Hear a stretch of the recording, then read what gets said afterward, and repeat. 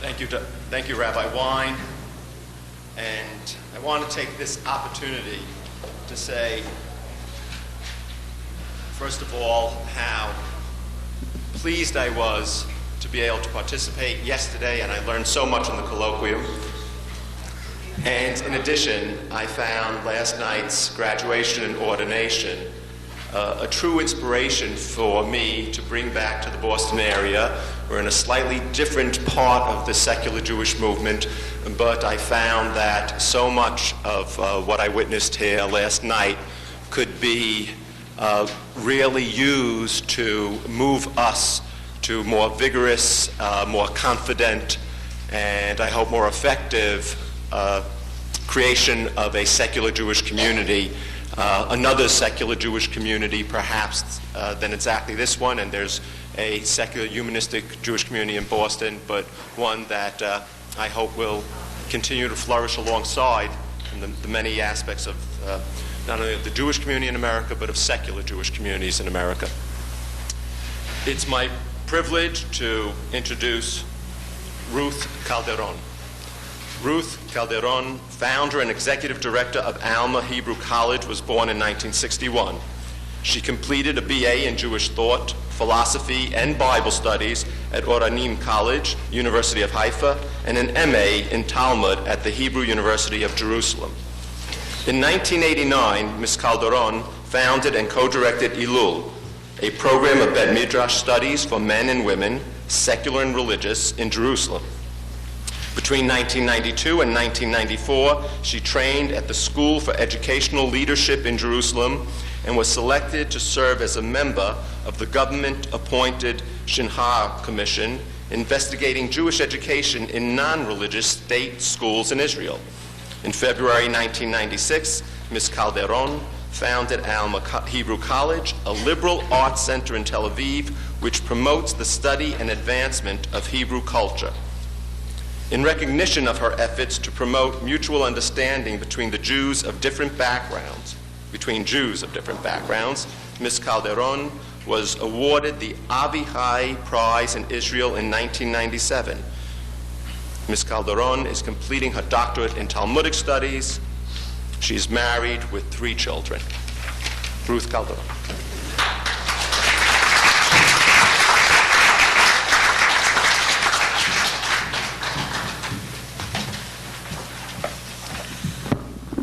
Good morning. Thank you all. I'll try to be good with the microphone. Am I loud enough? Because my voice is really not something. I'm very happy to be here. I'm very happy to speak only today. I had some time to get my English loading on my inside computer, and I learned so much, and I'm beginning to understand where I am and where I landed. And I want to say I feel so at home, which is such a funny feeling for my first time ever in Detroit, and I never left the hotel except for getting lost one time on the street, but I still feel completely at home, and thank you for that. And I deeply appreciate Sherwin, everything you built here and last night and all you people. It's a joy, although as you will hear, I have a lot of disagreement, which means that we are Jews, we have disputes between us, and this is a kind of way to make friends when you're Jewish. You try to find something you can dispute about, to befriend someone, and I'll do my best. The topic that I was given is the spiritual dimension of secular Zionism. Now, as you heard, my PhD is trying to be in Talmud, and this is completely out of my academic work. So I will be I will be not so academic when I talk, and I'm taking this issue personally. It is about my life, it's about my spirituality, and I confess already before I start that I have a lot of feelings about the people I'm going to talk about, almost like family members. I love some, I hate some, I can get rid of some. They are all voices that I hear in myself, all of them. Some of them you will recognize very easily that are my favorites, and others that I have problems with, but I hear them all, although they live, most of them, in the 19th century, they still are something very relevant to my everyday life. I will start with my beloved Bialik. There's no way not to see how close I am to him. Before that, I'll just say that the spiritual dimension of secular Zionism was in fact very rich. In order to describe some of it to you, I simplified it into 5 groups of thought, and it can only be used as examples really, and not as real deep explanation of it. And I'll start with the first. Most of them start with B. Bialik, Brenner, Berdichevsky, Buber. It's not because of me, it's just by chance. So I'll start with the first B, Bialik. My most beloved, my hero, Bialik, before he became a street name, school name, people tend to become street names, Rehov Bialik, Bialik School, and you get to forget what a vivid, strong, lady man, great writer, wonderful person, egoist, exciting character Bialik was. When we have to choose on women journals who you would have liked to have an affair with in history, this is my choice. Although he was not so, my husband is much better than him in everything, but still. My first encounter with Bialik is, like for most Israeli children, a nursery time memory. He wrote almost all or most of the most known by heart nursery rhymes that every Israeli mother, Israeli child was raised on.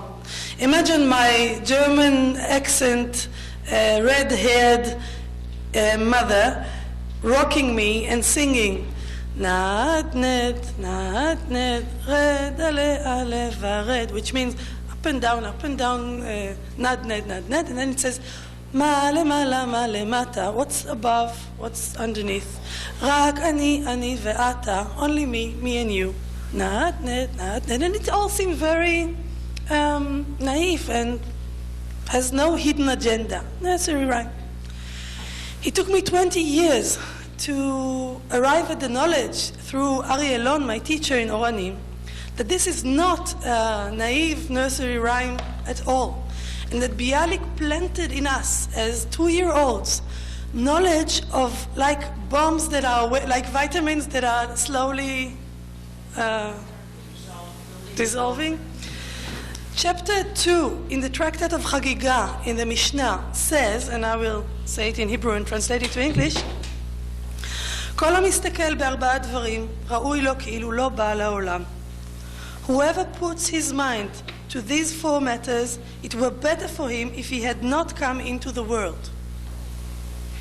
מה למעלה, מה למטה, מה לפנים ומה לאחור. What is above, what is below, what is beyond, what is in the opposite beyond. וכל שלא חס על כבוד קונו, ראוי לו שלא בא לעולם. And whoever has no regard for the honor of his creator, it were better for him had he not come into the world. Now look what Bialik has done. He took male mata, 2 of the most forbidden questions in Judaism, in the Tractate of Chagiga, which deals with what Rachel is doing, with mysticism, with the things that you are not allowed to ask, to learn alone. He took 2 of the greatest questions and he puts them to the nursery. And he tells little kids, not only the question you're allowed to ask, male mata, but he answers, only me and you. This is exactly Sherwin's song. Where is my light? This is exactly the song, and it is so deep underneath. The answer is in me and you. This is the big humanistic secular revolution. To ask the big questions, what is above and what is underneath, and to answer, only me and you, which is not such a small answer, but the fact that any Israeli in the world knows by heart, and nobody knows that he is really holding some kind of a little explosion, revolution that is going to sometime maybe come out. איך אומרים, מתסכל. Frustrating thing about it. Thank you. I'll need a lot of help this language. The frustrating thing about it is most Israelis end their lives without knowing the Tractate of Chagiga. So it never, the underneath, like you have a box or a suitcase and it has another layer, hidden layer. Most Israelis live only on the top layer. And until you learn Male Male Male Mata and Chagiga, you suddenly say, oh my God, I know this. And I was, this is my problem. I just published a book about Talmudic stories. And I do something, I'm trying to be Bialik's student, and I'm doing something like that, a midrash on the usual Talmudic stories. But when I give it to Israelis that don't know Talmud, they think this is what's written in the Talmud, and they miss completely that there is a revolution hidden in Bialik's words, and I'm trying to follow his footsteps. Another example of what Bialik did for little kids, there's another famous song for kindergarten. Lemi toda, lemi bracha. Who is to thank, who is to be blessed? You know the answer? La'avoda ve'lamelacha, to work and to labor. Who is to be blessed? Again, it is the blessing of, after the food blessing, he uses lemi toda, lemi bracha that we know, and then he answers very naively, as if very naively, and he says la'avoda ve'lamelacha, to our labor. Again, songs that you sang last night. Now I'm going to the grown-ups Bialik. That was the children's Bialik, and I don't think that the kindergarten teachers knew what they are teaching when they taught, which is a very, the way he did it without even conveying it is impressive. He did his work and he knew that someone along the line will understand. Or there's another possibility, he was so sure that everybody knows Chagiga. And he could not imagine that the revolution of secular people will be so effective that we will become so ignorant that we can't appreciate the jokes, which is the tragedy of secularism in Israel. You can't take a joke in Talmudic language because you never saw the Talmud, so you take it as it is said and so on. Okay, so I'm going up to Bialik for grown-ups. Bialik is a follower of Echad Ha'am, and they work together. Echad Ha'am is more a thinker, and Bialik is more a poet and a writer and an artist. They both have somewhat the same wavelength of thought, but Bialik takes it, I believe, a little more, a little deeper in a sense that he's more ambivalent, and he can show his dialect way of thinking. Echad Ha'am's way of thinking was that we should have all the richness of Judaism translated into national thought and leave alone all the religious stuff, and upgrade Judaism from a religious national kind of culture to a national culture. And he had a very clear curricula for the Hebrew school and philosophy. He writes wonderfully in Hebrew. He says that there's not even any need to do any artificial work about the language, because the writers will just find themselves like he found himself inside the new Hebrew language. And he wrote these very clear articles. Bialik takes it from him, but when he writes, maybe because the fashion of his writing is poetry too, and fiction, and he's an artist, he shows out the tragedy, the pain of this revolution that seems so clear-cut in Echad Ha'am's. Echad Ha'am is one of the people, that's his signature name. The way Echad Ha'am shows it. And Bialik is talking, he is confessing about his own journey. And he tells the story of a little boy in a little shtetl village, and the way he was feeling suffocated, feeling closed, feeling oppressed by the old Jewish halachic customs of his father, which was very difficult on him, and he lived with his grandparents, and about the old Bet Midrash, the old bookshelf. He has a poem about the old Jewish bookshelf, how the books are dying, the books are crying, and he's the only little boy. The Bet Midrash is empty. Enlightenment is outside. The light is drawing everyone out, and he's the last one in, and he is sorry for the books, and he loves them, and they want someone to read them, and he's writing this poem, walking out, but loving what is in. And he really left and had a lot of hope that the enlightenment will bring him some kind of personal geula, redemption, that the talents will be out, that the feelings will be freed, that love and body, all the things that were problems for Jews in the shtetl kind of way of life, that you will be freed of all of that, and some kind of natural religiosity will be coming out of him, and he will write much better, and he will live and feel and be healthy, and all that kind of romantic kind of thinking. Then after he did come out and leave his childhood world and became non-halachic and secular, and even came to Israel, suddenly he realized that there's a lot of alienation in this secular world, and that he's completely, he's missing his the walks in the woods when he was an Orthodox little boy, and the books themselves, and his grandfather, and all the shtetl life. And he's now torn between a world he cannot anymore go back to, and a world that he arrived at, but he does not find the promised redemption that he was hoping for. So Bialik is sad when you read his writings, and he's a little bit always sorry for himself, like men tend to be sometimes. Like when they get the flu, they are dying. But underneath that, the talents are just amazing. So he really can give words to a feeling of a whole generation that is somehow stuck on the step between two worlds, which I guess take more than one generation to really do. You can't do such a step in your lifetime, I believe. It takes, your grandchild will be able to enjoy the richness that you were hoping for, but he was torn.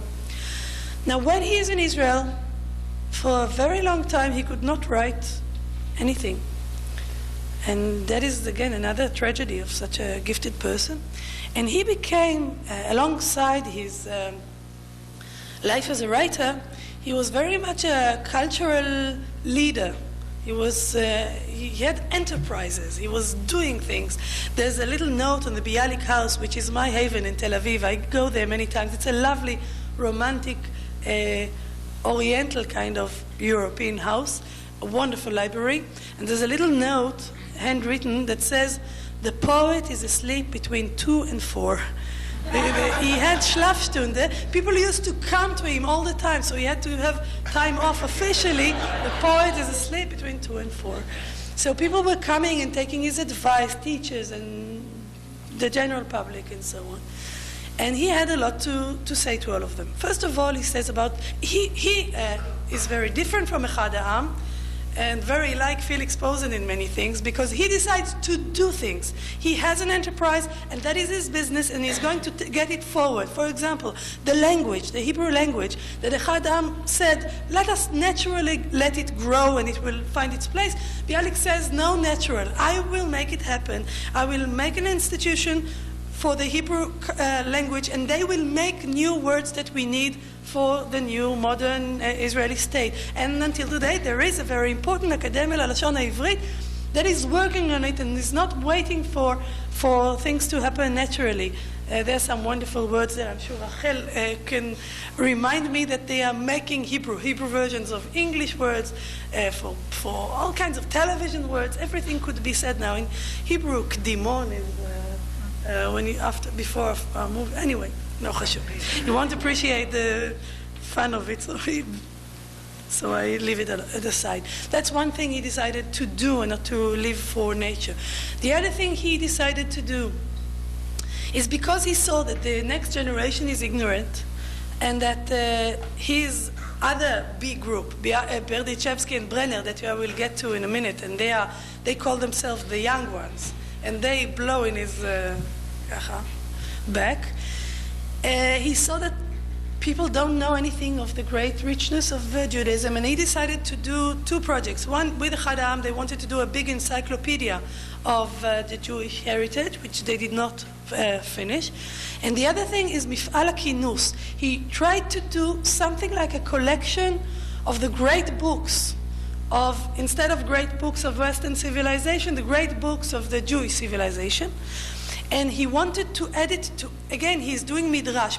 He is midrashing all the time. This is the way he lives and the way he works. Take something ancient and old and classical, keeping the outside of it, but filling it in with new content. So he is trying to midrash Gniza and Khatima, which were two ways of work of the ancient, our ancestors, to put books into canonization. Yes, thank you. The process of canonization, he is trying to go on with canonization in our time to make a selection of the greatest work of Jews and let the young people make it more friendly, make it accessible for the young people. And he started doing that. Again, this is another project that I hope in our times is going to be coming forward, and again it is Felix Posen that is doing it. I'm a great believer in this work because I do see that this ignorance, we cannot wait naturally for people to go back to the Talmud and know everything, and I go after Bialik in this. So it is the language and then the classical text that he is a great believer that there will not be any creative work as long as the stomach is empty. People do not know anything to do creative midrash too. The third thing that is interesting about Bialik, and we will need that to oppose Brenner and Berdichevsky, is that he is seeking halakha. He says, after he broke out of halakha, and rightly so, for all the right reasons, when he's in Israel, he says, there is no way we will go on to the future if we don't have any kind of halakha, of a path that we are going on. We need to make ourselves some kind of borderlines. Shabbat, it could be study, it could be Yom Kippur, it could be the public sphere, something. But he says that if we will only be Agadah, if we will only be legendary feelings and creative work of individuals, we will not be able to be a healthy people and go forward. And he's asking ourselves to write our halakha. Many times when people ask him, okay, who will decide what books are in and what books are out? Who will decide what kind of halakha? He and Echad Ha'am and the whole zeitgeist is talking about the spirit of the folk geist, the spirit of the people. The people will know what they want and what they don't want. The books that they will choose and will read will be chosen. The books that will be left out naturally, this is a belief that I'm not sure I would follow. But he's talking about halakha, and this is one of the questions that stayed until today, I think, open. I'm going now to the second B, Bialik and Berdichevsky. I should see what the time is. I think I'm okay. I want to just mention before, maybe I'll go back to it afterwards, that Bialik is really the curricula that we all studied in school. We studied a lot of Bialik for matriculation. We know him by heart. הבריכה, מאחורי הגדר, and אל הציפור. But, although you studied Bialik all your life, the street of Israel, the boy-girl scouts in Israel, your friends, your family, they're all Brenner and Berdichevsky. There's a conflict. The way you live is Brenner, the way you study is Bialik. And this is something there is a very strong tension inside me. I think Bialik, but I live in a community of Brenner. So now let's open Brenner and Berdichevsky a little bit. Brenner and Berdichevsky are really radical thinkers. They call themselves young. This is kind of young in Israel. There's the young Labour Party that they are now 70 and 80, but they're still a young Labour Party. So Bialik and Berdichevsky are the young, and they are rebellious, and they want to break everything. They want to destroy. They're very much affected by the communist revolution and socialists. They're very much there, and they think there's a kind of a hatred and resentment of shlilat galut, of the diaspora, of all the life. You were talking about it yesterday. The Zionist version of the socialists that we heard about yesterday was very radical and very about breaking down. Olam yashan ader yesod nachriva from the International. We will break the old world to pieces. There will be nothing left. They did not want to hear of Yiddish. They did not want to hear of the Jewish community. They wanted all anew. And they didn't want to read anything that is not Bible. Bible is clean, it's pure, it's what we used to be before this ugliness of the diaspora. There was a kind, it's not my academic sphere, so I let myself say it. After Otto Weininger, there was some kind of self-hatred. We did not want to be who we are. We do not want the situation to be like it is, and we do not want to do it here. That's the two do not wants of the diaspora. Not like we are, not here, and not who we are, not like it is. And they wanted it all changed. And they go to Israel, and they write in Hebrew, and they oppose Echad Ha'am and Bialik. They try to be positive, to take something from the past and do some kind of process of midrashing it to the future. Brenner and Berdichevsky want to throw it all away and do anew. Build a new house, a new Israeli, a new man. They call themselves, Berdichevsky says, we are Hebrews, and we will worship our hearts. That's a big adolescent, I think, sentence. We are Hebrews, not Jews, and we will worship our hearts. As if the heart knows what he wants exactly. Now, the big question to ask Berdichevsky and Brenner is, if you are so worked up about Judaism, why don't you leave it all together? Why don't you become mitbolelin, become Christians? I don't know, but the two answers that are possible. One is that it was just not practical for the masses, and they were feeling responsible for the masses. And the second thing that even Berdichevsky himself says is that he can run away from his Jewishness. He can stop thinking about his grandparents and parents, but he cannot change his own inside, and the things, the content that he has in him, whatever he does is the old Jewish content, and he's stuck with that. They talk about despair.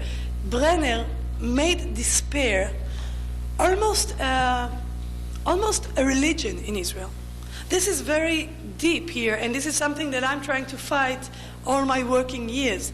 Despair is Jewish despair, which Brenner wrote about, Shchol v'Kishalon, and Mikan o Mikan, wrote many books. In all the books, the people are sick, going to die. There's no money in Israel, no work, the Arabs are killing them. Something that looks completely like the world when you are depressed. And there is a little bit of hope that maybe there'll be change, but a lot of despair.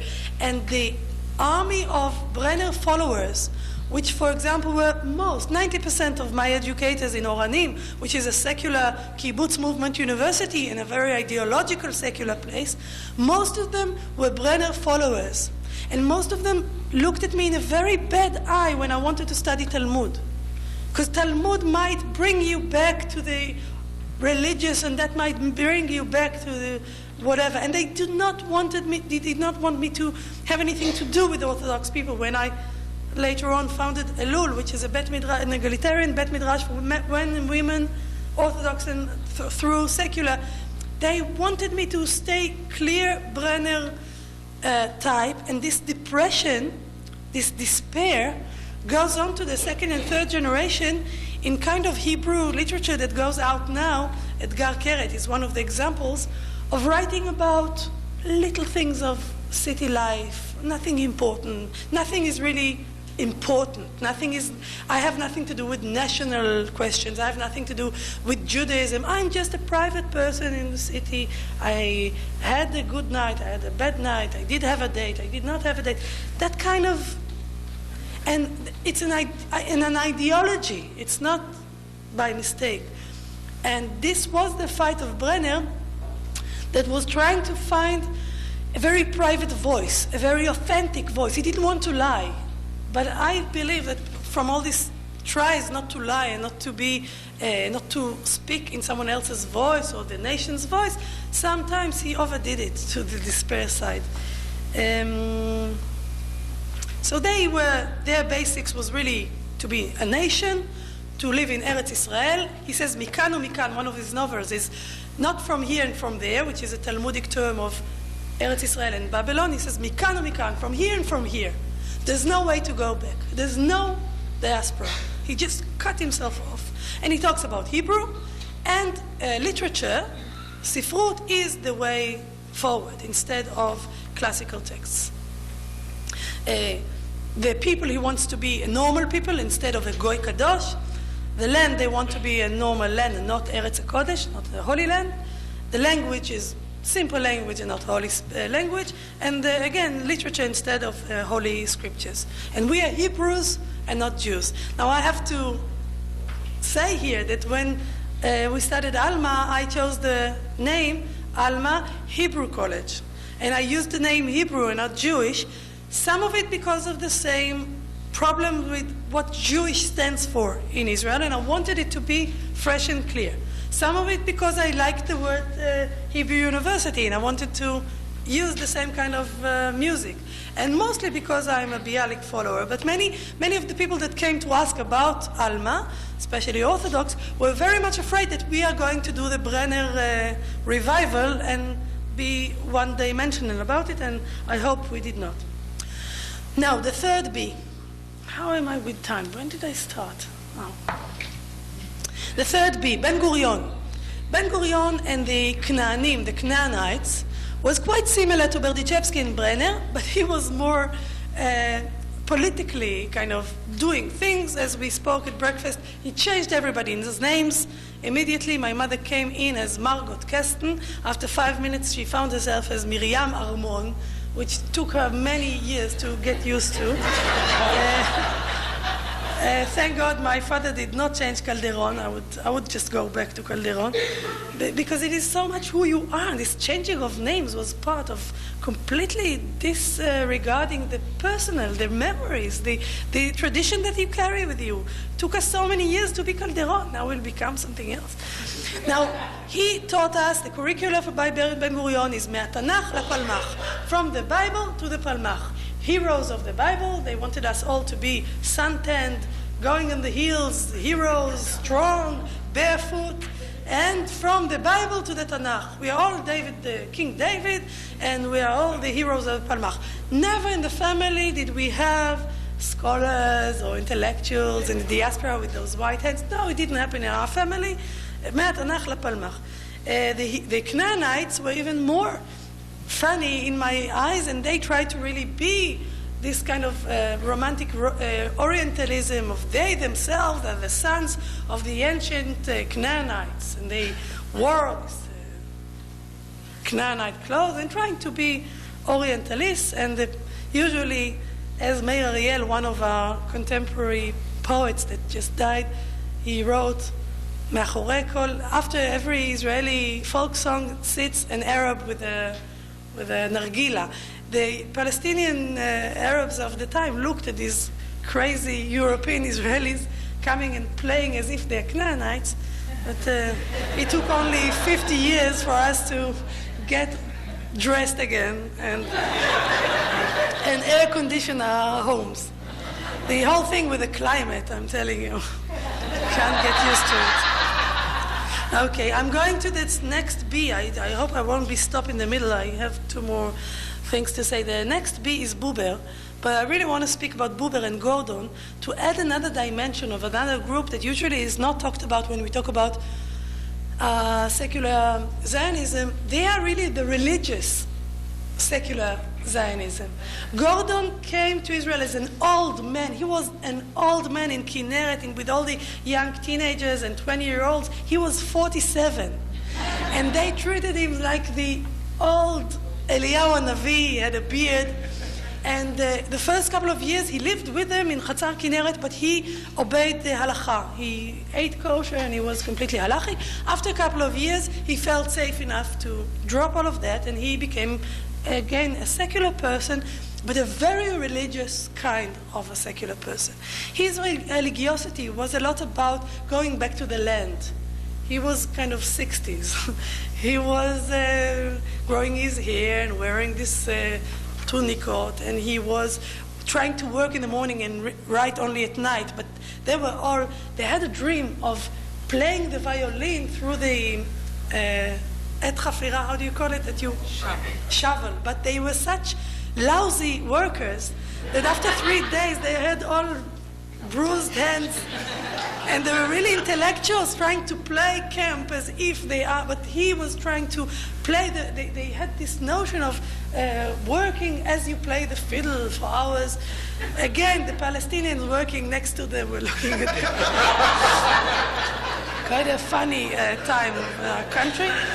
And Gordon was talking about being authentic and living. He was fighting modernity, very, very similar to thoughts of New Age today, the serious ones about ecology and about the land and about this mouse chase that we race. We need another this, another that, and live that all apart. Fight modernity and find your authenticity within your Jewishness, with going back to simple things, to the land, and to authentic relationships with another person.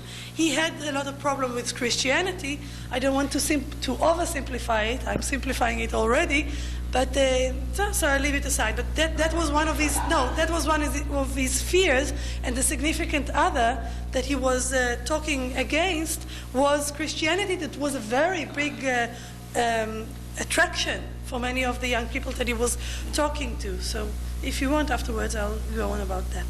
That is Gordon and Buber.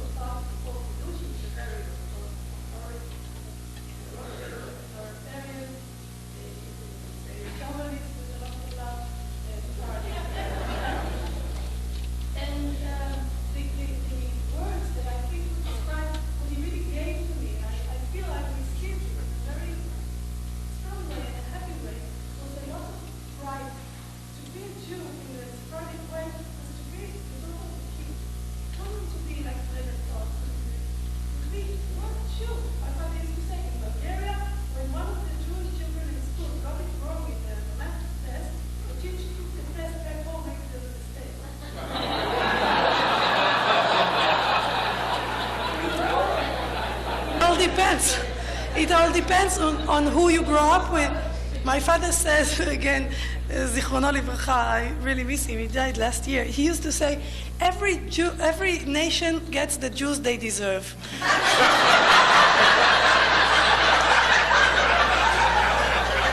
Now, halakha wasn't even a question in his. It wasn't even something he negotiated about. It made him.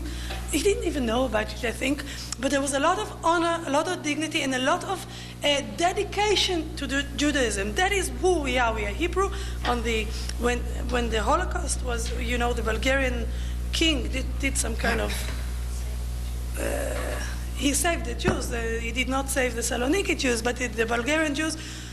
There was a time when they had to wear the Magen David everywhere, the Star of David, and even on the bathing suit. And my father said it was a source of pride. They were not ashamed. They were proud to be Jews. But he always was very national, and he longed for a Jewish state. So every year when I was sitting with him at the day of independence, and they light the light, and they say, we were both crying our Turkish background, sentimental genes out, and very moved by things that, again, the people around me, the Brenner kind of civilization I grew up in, was very cynical about.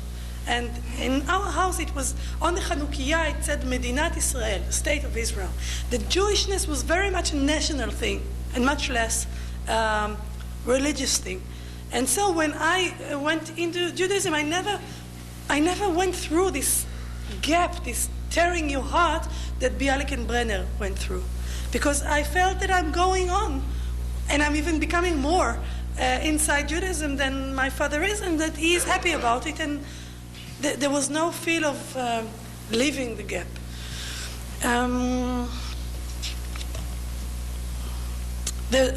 I want to say tradition, flexibility, humor,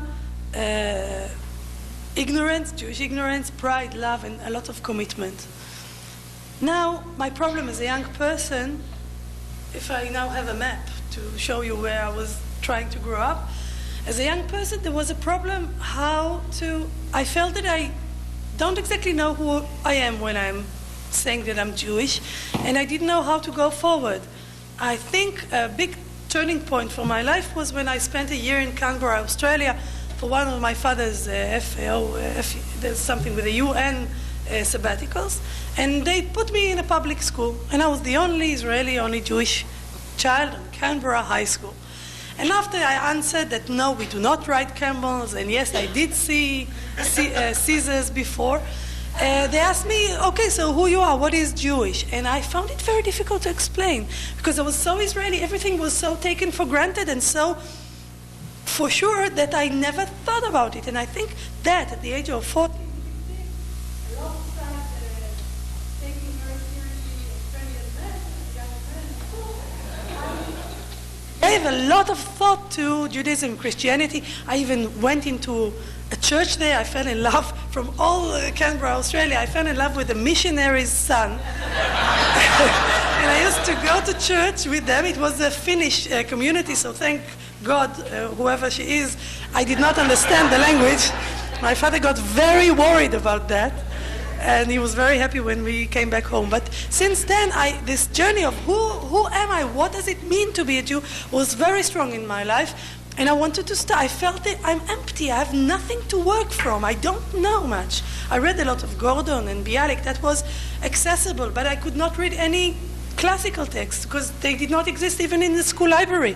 My teachers never learned them, so they couldn't teach me. So that was the big journey, and I went. It is a long story. I'll try to make it short. I went to I tried to go a couple of times to the synagogue, but my Bulgarian, I did not find myself there. Again and again, until today, there's no way I feel at home in a synagogue. No kind.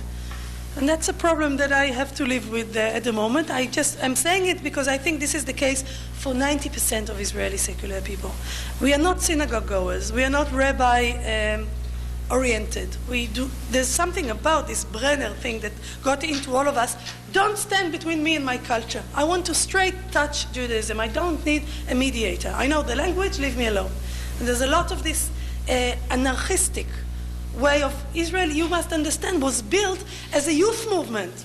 The oldest man there was 47. I'm 40 now. It's amazing. So there's a lot of that, and I had a problem. The first place I really found an answer was Oranim, which is this kibbutz movement university, and I think I got my base there. Although there, again, I was a Bialik person, and I was quite put to my place by the majority there that was very much Brenner. Then I left Oranim and went to Jerusalem to do my master's in Talmud. I always say that in the Talmud department at my time I was the only one without a beard and a wife. When we had parties of the department, they used to sit me with the wives, and I didn't know what to do with them. They were nice to me, the professors. They are all yeshiva scholars. And I remember one of them in particular that took me on the first day. He received me from a teacher, an old teacher, Meir Ayali from Oranim, that told him, this is my student, take care of her. He took me to his office and he said, look, all of the other students have been through yeshiva for many years and they will try to look at you from above. Don't pay attention. If you're serious, in 2 years you know everything they knew. You should know that they played a lot of basketball in yeshiva. So I really took it seriously and tried to make up for all the years that I was playing other games. And I must say that they were very open to me.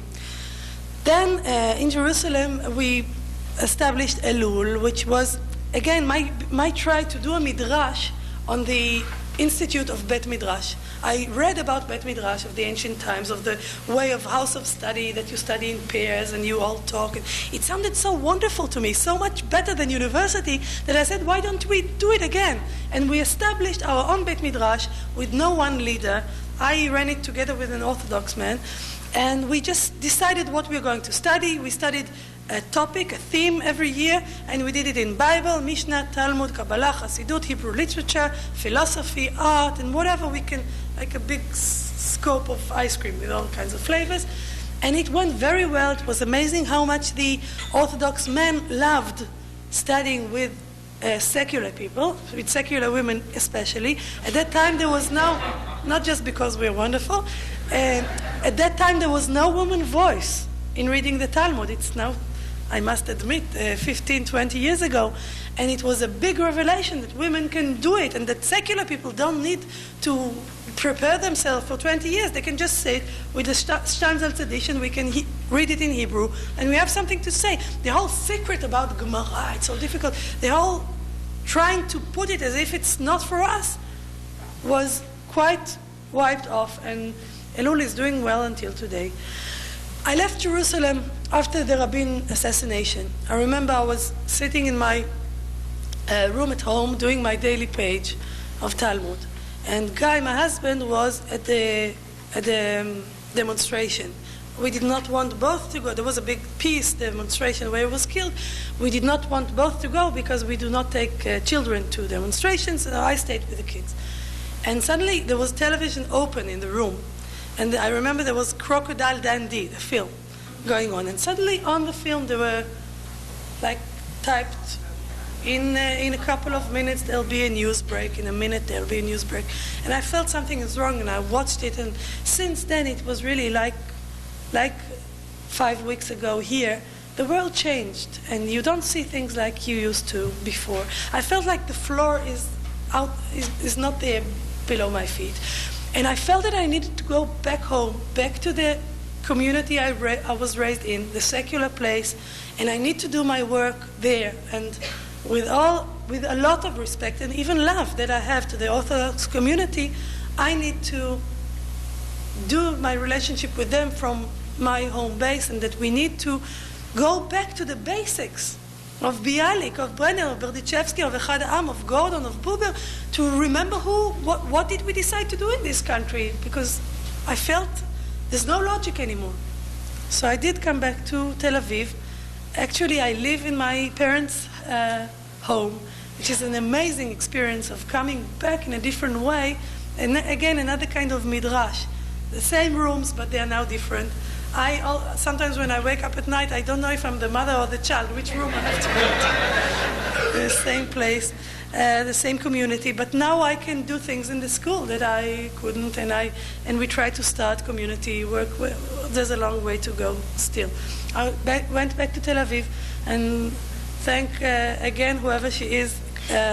I met Felix, and we founded Alma on 96, and Alma is really not again just a Bet Midrash, but like we took the idea of Bet Midrash. If the Bet Midrash is the jewel, we put it inside a ring that is much more than that. It is a liberal arts college that does the best we can do in liberal education, but through a Jewish eye. So a person is also educated in Bet Midrash 8 hours a week and can really read well and interpret the classic text, but just together with that, they know philosophy and history and art and psychology and sociology and so forth, as well as cultural studies can get today. Another thing, another midrash that I'm trying to do on television is I was sick of the talk shows in Israel. They just have talk shows for hundreds of hours, and it's the same guests all the time. And so I said to myself, why don't we have a text show instead of a talk show? A text is always much more interesting than... And so we did put up together this concept of a table, a round table that turns around, and every week there's a different text written on it. And there's a billiard camera that shows the text. If we have markers and we write on it, the person at home sees it as if he sees his own book. There's two guests and myself, and we study a different text every week. It can be a biblical text, a Talmudic text. We did Kafka. We did a scene from an Israeli movie. We did a rock poem. We did Rachel poem. We didn't do Bialik yet. We are going to do Bialik. We did all kinds of... We did once a building. We interpreted a building in Israel, trying to spread the notion of what culture is, what text is, to the furthest length that we possibly can. It's called HaCheder. Again, it is a midrashic take on the old Cheder, and I enjoy it very much. And the last thing that I just did is this book, Ashuk Abayit Alev, the market, the home, the heart, which is taking 18 Talmudic short stories, giving them as they are with the right manuscripts, then translating them, then telling my story, like a story, my midrash is a story, and then I say what I think about them. I look from the outside at them. Again, what happens with this book is that people that don't know the original think that this is how they were in the Talmud, and when you try to add another layer to culture, and this is really the game I want to play, when people don't know the other layers, sometimes it's difficult. Just to say two challenges. One is halacha. I agree with Bialik, and I started thinking about this when my little boy, Shaul, was born, and we had to do Brit Milah. And I didn't want to. You never want to. And I had a lot of thinking about it, and now we edit in Alma a book about the acceptance of a new boy or girl, Kabbalat Panim, we call it. Adoption, boy or girl, birth. And I'm thinking a lot about the Brit, and I think this is maybe a way to start thinking about secular halacha. And the other thing is really community, that I have a lot to learn. I feel I'm learning a lot from what I see here. Still in Israel, there's not much sense of communities outside the feeling of belonging to Israeli community. Thank you very much.